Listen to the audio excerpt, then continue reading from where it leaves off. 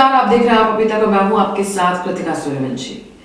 कहते हैं कि राजनीति में कुछ भी संभव है। विपक्षी पार्टियां सरकार के द्वारा लिए गए फैसलों पर विपक्ष में रहते हुए खूब शोर करती हैं, लेकिन जब वही विपक्षी पार्टी सत्ता पर काबिज होती है तो वो भी पिछली सरकार के फैसलों की पुनरावृत्ति करती है। कल तक जो कांग्रेस राजनीतिक नियुक्तियों के विरोध में थी, वही कांग्रेस अब न केवल राजनीतिक नियुक्ति के पक्ष में है, बल्कि खुद भी राजनीतिक नियुक्तियां कर रही है। विपक्ष में रहते हुए कांग्रेस ने राजनीतिक नियुक्तियों का विरोध किया था, लेकिन अब राजस्थान की कांग्रेस सरकार बीजेपी सरकार के नक्शे कदम पर चलते हुए राजनीतिक नियुक्ति देने का सिलसिला शुरू कर चुकी है।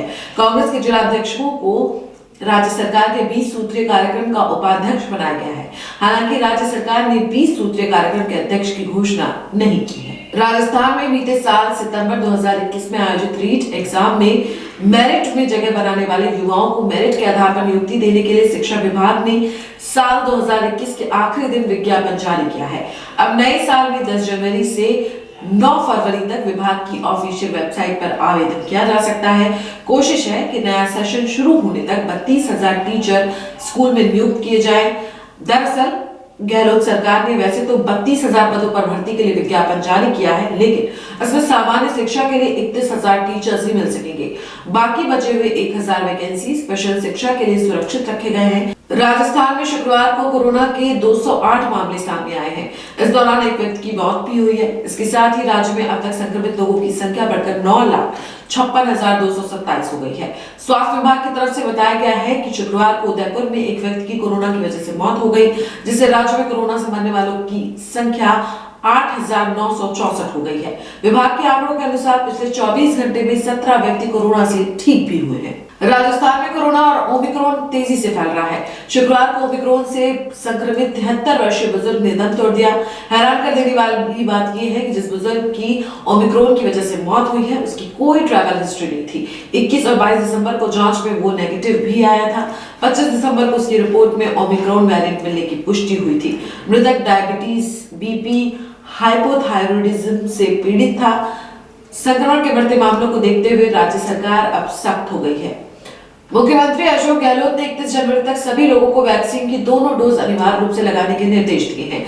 इसके बाद फरवरी में पंजाब की तर्ज पर राजस्थान में भी वैक्सीन की दोनों डोज नहीं लगवाने वालों को घर से बाहर निकलने की अनुमति नहीं दी जाएगी।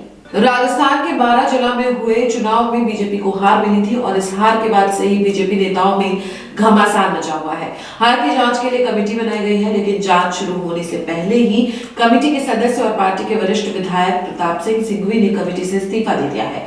बात यहीं तक नहीं रुकी। इस्तीफा देने के बाद प्रताप सिंह सिंघवी ने जो कहा उससे हर कोई हैरान रह गया।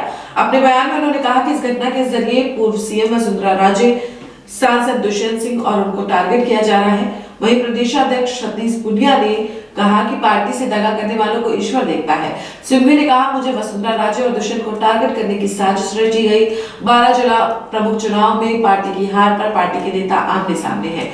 जिला प्रमुख चुनाव में हुई हार की जांच के लिए बीजेपी ने पहले जिला स्तर पर जांच कमेटी बनाई और विधायक प्रताप सिंह सिंघवी को कमेटी का सदस्य बनाया गया, लेकिन कमेटी मामले की जांच शुरू करती इससे पहले ही सिंघवी ने कमेटी से इस्तीफा देकर सबको चौंका दिया।